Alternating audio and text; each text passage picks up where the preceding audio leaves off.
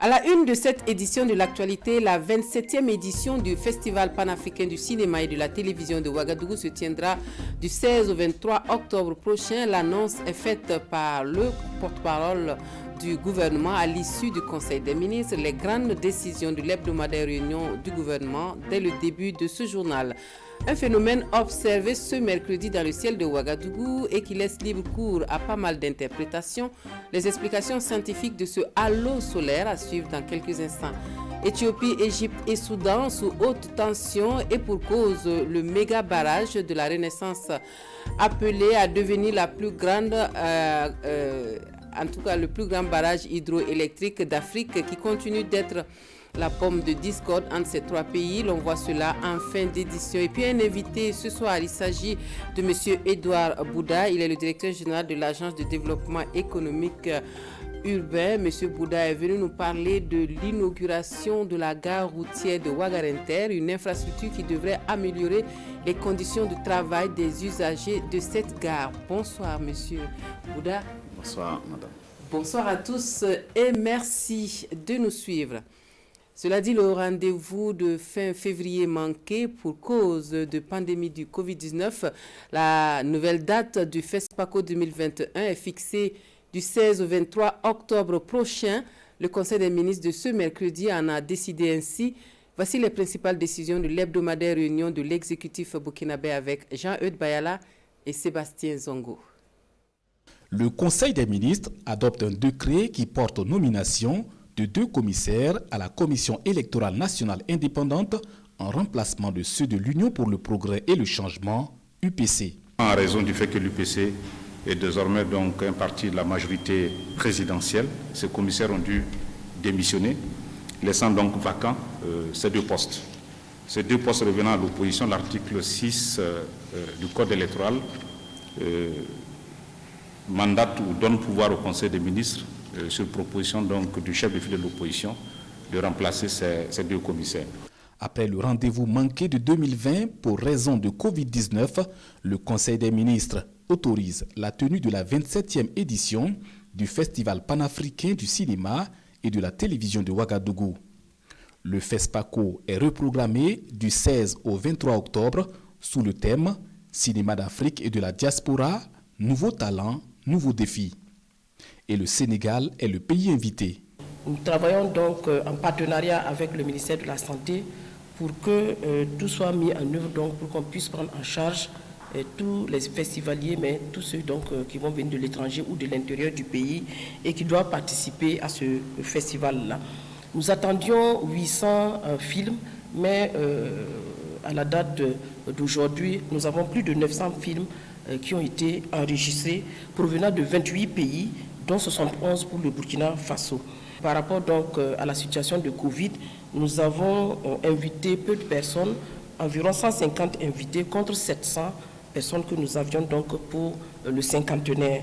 Et comme il l'a déjà dit, nous avons un budget de plus de 2 milliards, environ 2 milliards 50 plutôt millions. Le petit FESPACO à Bobo Dioulasso, le marché international du cinéma et de l'audiovisuel et les autres activités autour de l'événement sont également maintenues. Au titre du ministère en charge de la recherche scientifique, le Conseil adopte un décret portant création du Comité national burkinabé dénommé Mémoire du monde. Ce décret donc vient consacrer l'engagement de notre pays vis-à-vis de l'UNESCO dans le cadre donc d'un programme intitulé Mémoire du monde. Et ce programme a pour vocation essentiellement de faire la promotion et de faciliter la conservation du patrimoine documentaire dans notre pays. Le Conseil des ministres adopte un décret portant allègement des conditions de recours à la procédure d'entente directe de passation des marchés publics dans la mise en œuvre du programme d'urgence pour le Sahel. Cette autorisation d'allègement va donc concerner des marchés d'une valeur de 188 milliards de francs CFA. Et en ce qui concerne les investissements qui ont été prévus par les différents ministères dans ces régions. Et puis, cette autorisation d'allègement de la procédure d'entente directe va concerner environ 19 milliards de francs CFA pour les projets d'investissement portés par les collectivités. Le ministère en charge des sports et des loisirs a reçu le quitus du Conseil pour la candidature de Burkina Faso à l'organisation des 6e Jeux de la solidarité islamique en 2025. Ces Jeux regroupent la jeunesse des pays membres de l'organisation de la conférence islamique. On met le cap sur Riyad où le ministre des Affaires étrangères en visite d'amitié et de travail est reçu en audience par son homologue saoudien. Les échanges portent sur la coopération entre les deux pays. L'on en sait davantage avec Draman Dadian sur place à Riyad. Le ministre Alpha Barry est à Riyad pour parler coopération. En visite de travail et d'amitié, il frappe d'abord à la porte du prince Faisal bin Farhan bin Abdullah Al Saoud, son homologue saoudien. Je suis porteur de 2 messages de son Excellence Monsieur le Président du Faso. Un message destiné à Sa Majesté le Roi Salman et un autre message destiné au prince héritier Ben Salman. Donc ces messages ont trait au renforcement de la coopération et des liens d'amitié et de fraternité entre le Royaume d'Arabie Saoudite et le Burkina Faso. Riyad et Ouagadougou notent avec satisfaction les projets réalisés au Faso sur le financement du fonds saoudien. L'Arabie Saoudite est un pays ami et frère du Burkina, mais c'est aussi un partenaire important à travers le Fonds saoudien pour le développement et qui intervient dans divers domaines d'infrastructure et de développement. Les deux diplomates se donnent rendez-vous ce jeudi pour une séance de travail avec les experts en vue de dynamiser la coopération entre le Royaume d'Arabie Saoudite et le Burkina Faso.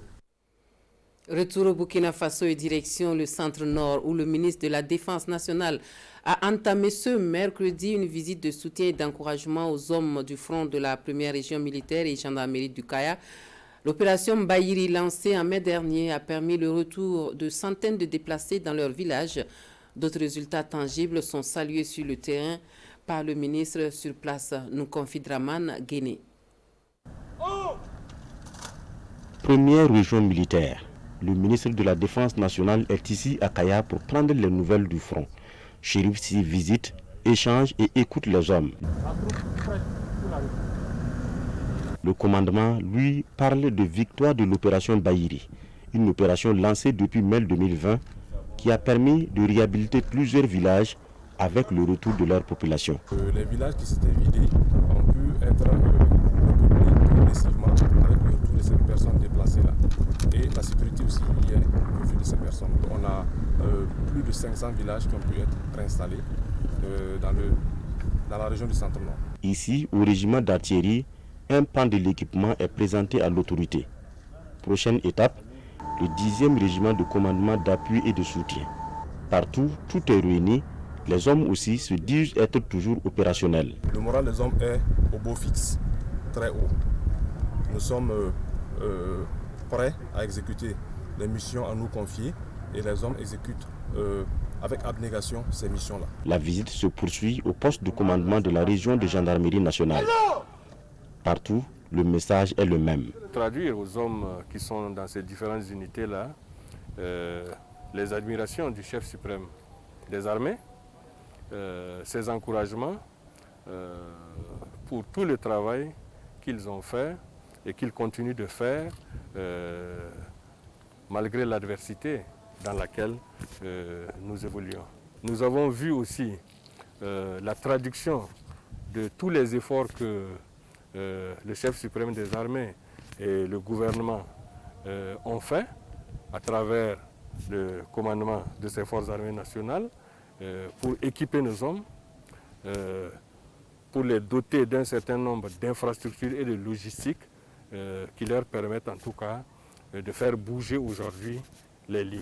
Le périple du jour se termine ici à la compagnie de la Brigade nationale des sapeurs-pompiers.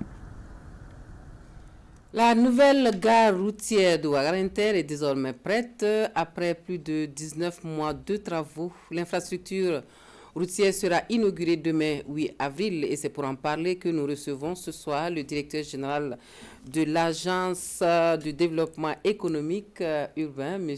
Edouard Bouda. Bonsoir. Bonsoir, madame. Alors, M. Bouda, les travaux de réaménagement de cette gare routière ont duré, comme on l'a dit, un peu plus de 19 mois. Qu'est-ce qui a été fait concrètement?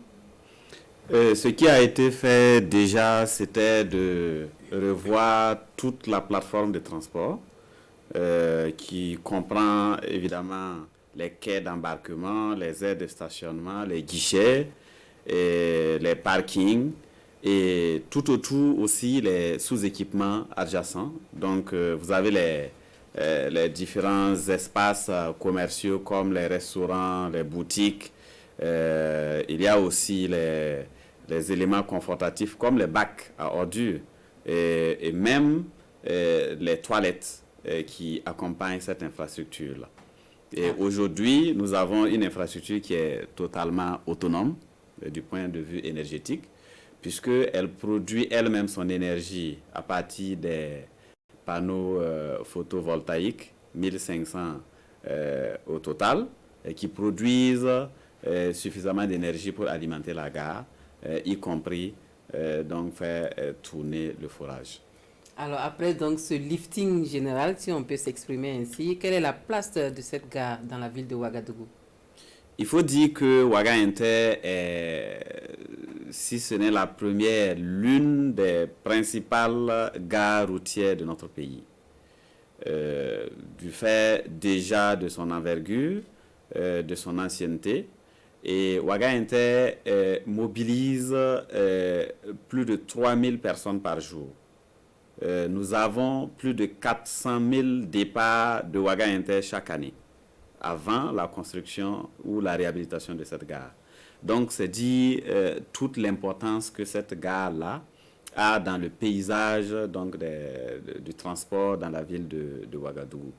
Et aujourd'hui, il faut dire que sa rénovation participe donc à la joie de plusieurs usagers, notamment des transporteurs, mais aussi des commerçants qui y exerçaient donc des activités depuis plus de 30 ans.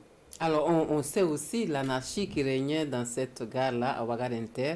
Aujourd'hui, après l'inauguration demain, qu'est-ce qui sera permis de faire à Ouaga Inter? Qu'est-ce qui ne sera plus permis de faire à Ouaga Inter? Qu'est-ce qui va changer à Ouaga Inter? Déjà, ce qui va changer à Ouaga Inter, c'est le contrôle des flux d'entrée et de sortie. Il ne sera plus donné à n'importe qui de rentrer et de sortir de la gare. Ça veut dire qu'un dispositif sera mis pour permettre aux véhicules qui rentrent avec des passagers de pouvoir avoir y accès et permettre aussi aux véhicules qui embarquent de ressortir de la gare en toute sérénité. Et ce qui ne sera pas permis aussi, c'est toutes ces activités qui s'y menaient et qui ont été la source de beaucoup d'inconvénients pour la gare. Je parle des activités salissantes, elles ne seront plus tolérées. Je parle de certaines activités artisanales qui ne pourront plus avoir pied à Ouaga Inter. Et surtout, j'allais dire, c'est la fréquentation par certains types de personnes. Il faut dire que désormais, toutes les entrées seront filtrées pour faciliter donc d'instaurer un climat de sécurité dans la gare. Okay. Alors, on sait qu'il faut pour cela une grosse sensibilisation pour que les normes soient respectées. Aujourd'hui, quel serait le message des autorités municipales aux usagers de cette nouvelle gare? Le message principal des autorités municipales donc, pour cette gare, c'est de demander aux usagers d'être les plus citoyens possibles. C'est de demander aussi à tous ceux qui sont des acteurs du transport de respecter donc les conditions d'exploitation de cette gare qui sont décrites dans le règlement intérieur approuvé. Et c'est aussi de dire qu'il ne sera plus toléré des embarquements en dehors de la gare. Tous les embarquements en destination donc, des parties sud du pays seront faits à l'intérieur de Qu'est-ce que ça veut Inter. dire que les gares... Cela veut dire que en temps normal, vous ne pouvez pas voir des transporteurs sur la voie publique en train d'embarquer des passagers. Okay. ce n'est pas la destination de la voie publique. Et tous ceux qui voudraient embarquer des passagers devront se rendre à l'intérieur de la gare, et sous, bien sûr, certaines conditions. Et l'autorité travaillera de concert avec les autorités donc, de sécurité pour permettre que tous les cas qui sortent de Ouaga Inter ne subissent plus certains contrôles au niveau des checkpoints. Ok. Merci beaucoup, M. Bouddha, d'être venu sur notre plateau pour nous parler de la nouvelle gare de Ouaga Inter qui sera inaugurée demain matin à partir de 9h. Tout à fait. Vous restez avec nous pour la suite de notre journal. Et c'est l'association burkinabé de la diaspora qui, dans sa volonté de participer au développement de la mère patrie, passe à l'action. Les cotisations lancées auprès de ses membres ont permis de réaliser 2 fourrages pour le moment, souligne la présidente de l'association qui était face à la presse ce matin à Ouagadougou. Pour plus d'explications, Kwale Nepié, Maïmouna Traoré. L'association des Burkinabés de la diaspora Diafaso a vu le jour en novembre 2018 à l'issue du forum de la diaspora. Elle est née de la volonté des Burkinabés de l'extérieur d'apporter leur contribution au développement du Burkina Faso. Aussitôt créée, ses membres mettent en place le fonds de soutien de la diaspora et appellent tous les Burkinabés vivant à l'extérieur, estimés à 10 millions, à contribuer avec au moins 1 000 francs par an pour des projets de développement durable. Toutes les associations, les compatriotes burkinabés de la diaspora font des dons de façon naturelle. Voilà, mais ces dons en général, c'est des vivres, c'est des consommables qui ne permettent pas forcément un développement à long terme. Voilà, donc, en plus de ces dons qu'ils font, nous leur demandons de contribuer également au fonds de soutien de la diaspora pour qu'on puisse avoir des sommes conséquentes et chaque année réaliser des fourrages pour des populations. De 2018 à 2019, l'association a récolté près de 9 millions de francs CFA, ce qui lui a permis de réaliser 2 fourrages, un à Tobenkoura dans la commune de Kamti et l'autre à Dorokui dans la commune de Bereba. On n'a pas eu un fonds assez consistant, donc nous nous sommes contentés de réaliser 2 fourrages. Maintenant, en fonction de l'évolution de nos activités et en fonction du montant qu'on va avoir les années à venir, on essaiera toujours de choisir aussi des projets qui vont toujours aider quelque part les populations à sortir de la pauvreté. Selon la présidente de Diafaso, tout Burkinabé peut être membre de l'association. Elle compte donc sur l'engagement de tous pour réaliser des projets durables au profit des couches défavorisées. Séance d'explication pour une meilleure compréhension de la politique nationale de protection sociale, une initiative destinée à renforcer les capacités de ciblage des populations vulnérables, des responsables des collectivités territoriales. L'ouverture de la formation ce matin en présence de Issa Kafando et Maxime Zongo. Pour une meilleure conduite de la politique nationale de protection sociale, les principaux acteurs ont été conviés pour un renforcement de leurs capacités. Une occasion destinée à approfondir leurs connaissances et leur compréhension aux questions de protection sociale.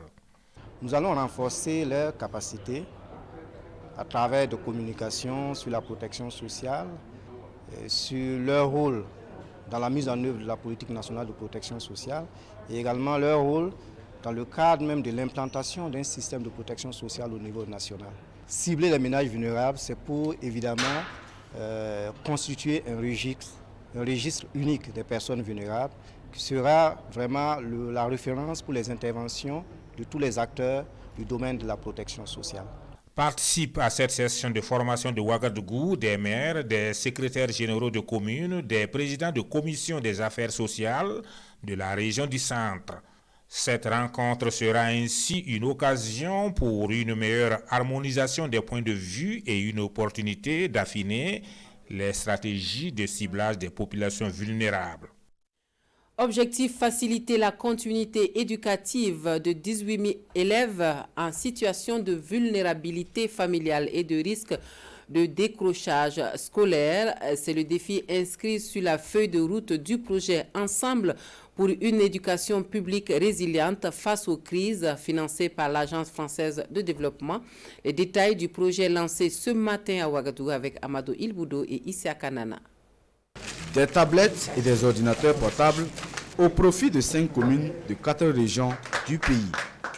Le projet Ensemble pour une éducation publique résiliente face aux crises est ainsi lancé pour répondre aux défis sécuritaires et sanitaires que traverse le Burkina Faso. Il ambitionne contribuer à la continuité éducative dans ces communes à travers le renforcement de la résilience des communautés face à ces crises. Nous prenons également en compte tous les aspects liés à l'accès à tous les enfants qui sont en mal d'éducation du fait des différentes crises. Donc nous prévoyons également un deuxième objectif d'accompagner le système de résilience des écoles, des familles, mais également des communautés pour pouvoir résister en situation de crise, pour pouvoir assister et assurer leur propre relèvement à la fin d'une crise donnée. Les communes rurales de Kassou, Koubri, Mani et la commune urbaine de Kombisiri sont les zones d'intervention de ce projet financé par l'Agence française de développement à hauteur de 500 000 €. L'initiative du projet qui intervient dans ce triple contexte, donc les crises sanitaires, sécuritaires et humanitaires, constitue une opportunité nous permettant de soutenir cette dynamique à travers les multiples dispositifs de télé-enseignement, de cours radio-télévisés, des classes virtuelles en cours. D'une durée de 24 mois, le projet Ensemble pour une éducation publique résiliente face aux crises est mis en œuvre par un consortium de 3 ONG. Il s'agit des ONG Aide et Action, Solidarité laïque Afrique de l'Ouest et l'Agence française de développement. Cet autre projet lancé vendredi dernier à Boussouma avec pour ambition de booster la participation politique des femmes à chance égale. Donc c'est le nom du projet financé par l'ONG Oxfam et porté par l'association d'appui et d'éveil Pouxada. Sur le contenu du projet, suivant les précisions de Amadou Ouedraogo et Jacques Ouedraogo. Booster la participation politique des femmes, c'est l'objectif du projet à chance égale lancé ici dans la commune de Boussouma.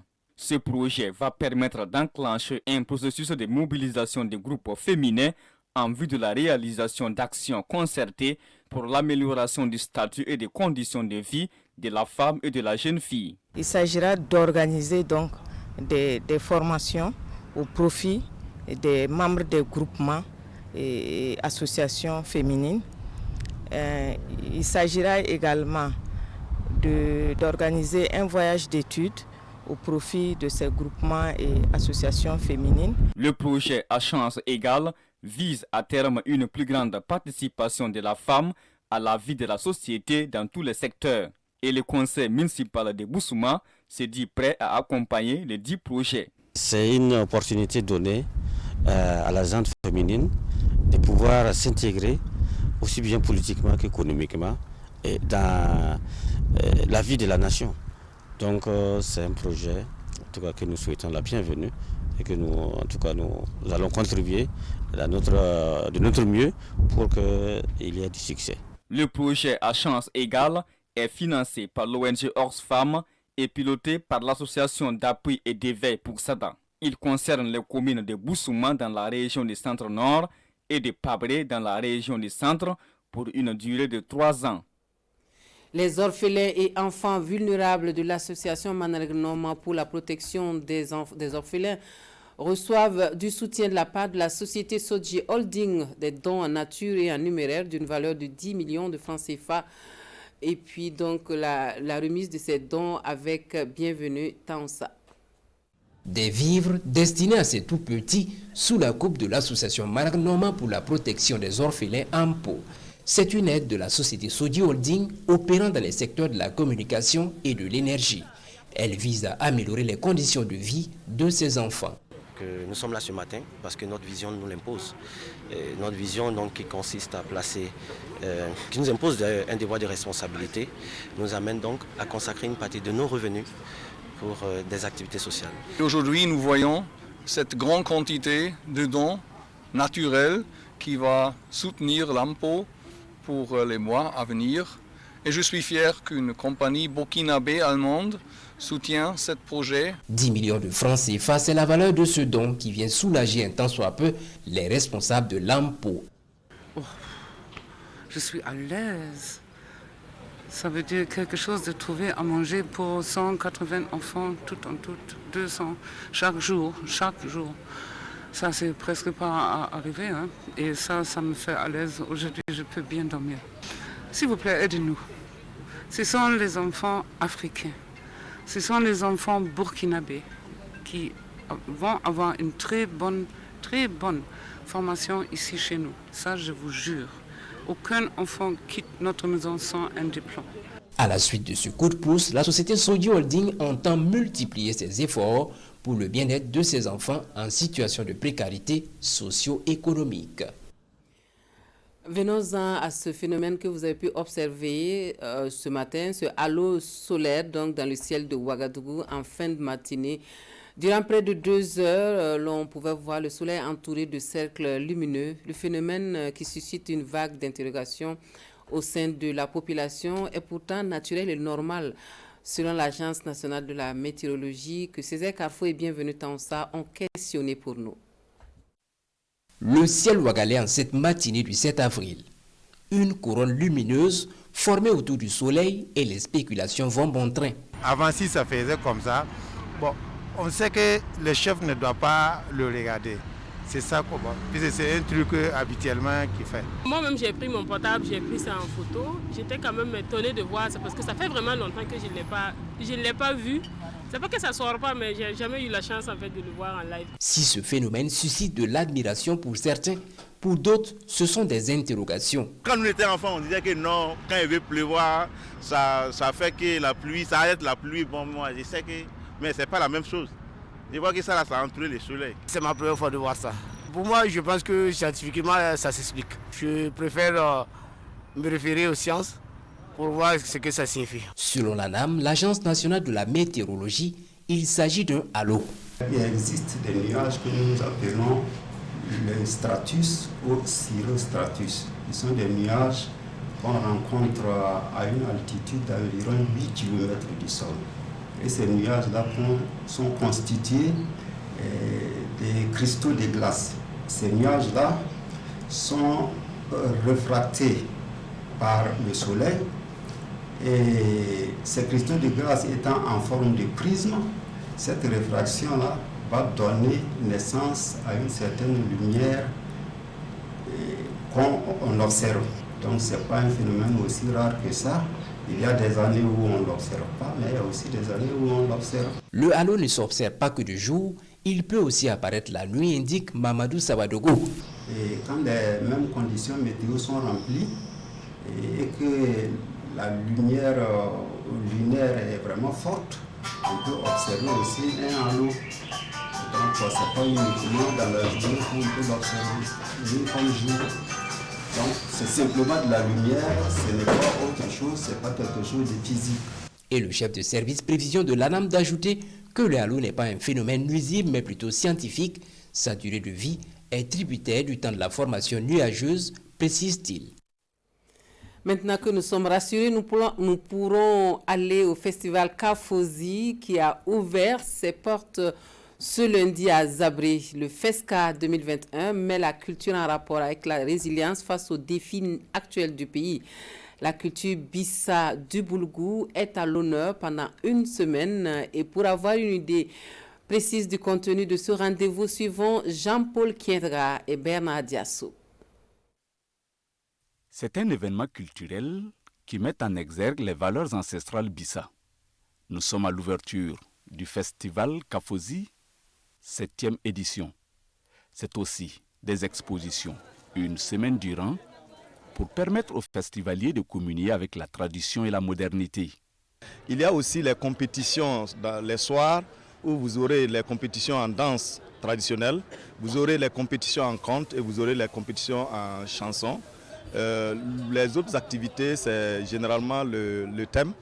la conférence sur le thème, un grand panel sur le thème. Et vous avez aussi le cross populaire, vous avez un don de sang. Nous avons aussi l'établissement des cartes d'identité pour permettre aux gens, parce que nous avons beaucoup de sollicitations dans ce domaine. Placé sous le thème par la culture, renforçons notre résilience face aux défis actuels de notre pays. La biennale est bien appréciée. C'est donc la bienvenue que Kafosi puisse se tenir et nous rappeler ce que nos ancêtres faisaient, ce que nos ancêtres avaient comme activité, comme science dans notre culture Bissa. Le festival Kafosi est né en 2009 et avec comme ambition de promouvoir la culture burkinabé et particulièrement la culture Bissa du Boulgou. Le festival Kafosi se tient tous les 2 ans à Zabri. À l'international, pas d'accord entre Éthiopie, Égypte et Soudan autour du barrage de la Grande Renaissance éthiopienne. La tension demeure entre les 3 pays, donc sur ce projet phare appelé à devenir le plus grand barrage hydroélectrique en Afrique. Les dernières négociations à Kinshasa se sont soldées par un échec. 170 mètres de haut, près de 2 km de long, ce méga-barrage sera la plus grande installation hydroélectrique d'Afrique. L'Éthiopie est sur le point d'achever ce projet phare de son développement économique, mais le pays ne parvient pas à résoudre la discorde avec ses voisins, l'Égypte et le Soudan, qui craignent pour leur approvisionnement en eau. Appelé barrage de la Grande Renaissance éthiopienne, l'ouvrage dont la construction a débuté il y a 10 ans se situe sur le Nil Bleu, un cours d'eau qui rejoint à Khartoum le Nil Blanc et qui fournit 60% du débit du Nil. Depuis plusieurs années, d'âpres négociations sont en cours pour trouver un terrain d'entente. L'Union africaine a pris le dossier en main. Des pourparlers ont eu lieu cette semaine à Kinshasa, en RDC, mais se sont soldés par un nouvel échec. Les éclairages de William Davison, spécialiste de l'Éthiopie. Parmi les principaux points de blocage, dit-il, il y a la manière dont le barrage sera géré au cours des différentes périodes de sécheresse. Ce qui revient à savoir quelle quantité d'eau l'Éthiopie serait prête à relâcher du réservoir du barrage. Il y a aussi le problème du règlement des différends. S'il y a un désaccord, le Soudan et l'Égypte veulent un arbitrage international dans la phase finale du processus de résolution des conflits. Et l'Éthiopie n'est pas disposée à l'accepter. Elle estime qu'un tel arrangement est inapproprié. Le Nil fournit à l'Égypte l'essentiel de son irrigation pour l'agriculture et de son eau potable. Le Soudan, quant à lui, craint que ses propres barrages ne soient endommagés par le remplissage complet du nouvel ouvrage. Et le ministre éthiopien de l'eau a confirmé ce mercredi que le remplissage se poursuivrait cette année. Le remplissage a lieu à mesure que la construction avance, a-t-il dit.